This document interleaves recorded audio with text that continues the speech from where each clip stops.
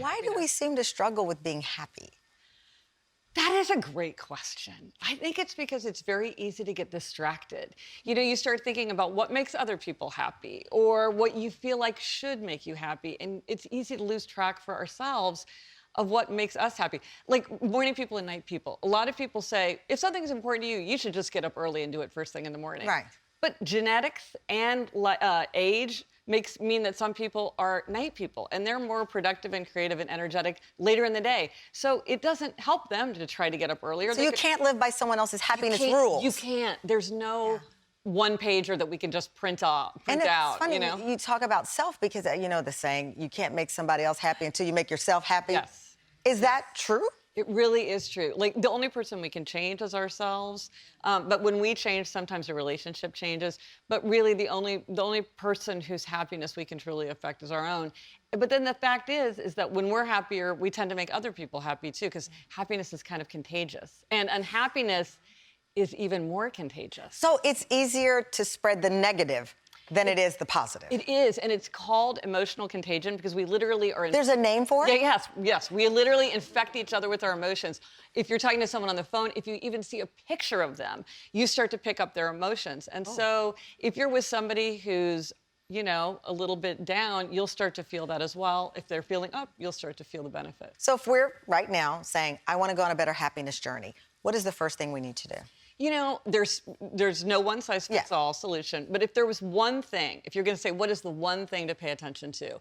Ancient philosophers and contemporary scientists agree, it's really relationships. To be happy, we have to have strong, enduring relationships with other people. We feel like we can confide. We feel like we can give support and get support. And so those relationships are key. Because, listen, with social media, we have friends on social media. And it seems harder than ever before to actually have real, authentic friendships. Yes. Social media is great for keeping up those kind of loose connections, and I think it's a great solution for just like keeping in touch or keeping up to date. But you're right, in the end, we have to go face to face, and that takes time and energy.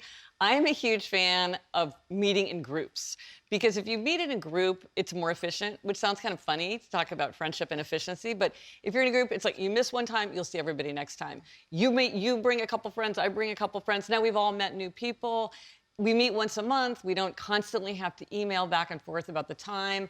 I think being in a group is a great way. And that can be a group at church. That can be a workout group, just having that cluster of friends. You talk about 12 personal commandments that we should write down. Well, you can have your own number. I just have 12. Yeah. Maybe 7's your lucky number. These are like ideas of trying to distill your thoughts and your aspirations for yourself into a very concise form. It's a creative, fun way to get in touch with your values. Can you share some of your commandments? Well, one of mine is be Gretchen. Feel free to substitute your own name. Yeah. But like to be myself. Be yourself. Another is enjoy the process. This is something my father always told me, which is to like enjoy what you're doing. Don't always just be thinking about the end. Another one is identify the problem, because I've often found that sometimes I'll say things like, well, I'm so stressed. But why am I so stressed? Right. Is it my commute? Is it my boss? Is it... Don't make it generic. Hungry? Yeah, don't make it generic. Be specific, because then there's a specific answer. Another one is no calculation, because I'm a real bean counter. I'm a scorekeeper. I let you sleep late today, and so now it's my turn to take a nap. Oh, that's in a lot of relationships. Yeah. So no calculation. No calculation. Me, don't calculate. In your latest book, Outer Order, Inner Calm, you explore how organizing the outside life can bring in calm. How do we do that? I've been really surprised by how for most people, outer order really does contribute to inner calm and like a sense of focus and possibility. Because when you get rid of things that don't work or that you don't need or that are just trash, or you're like, I don't even know what that thing does. It clears the way. It allows us to focus and to think and to feel more possibility. Plus, you can find your keys. Right. Well, is it okay not to be happy? I mean, if you're just not feeling it, is it okay to admit, I'm just not feeling happy today? No, that's incredibly important because certainly at sometimes in our life, it wouldn't be appropriate to be happy. It's a sad time of life.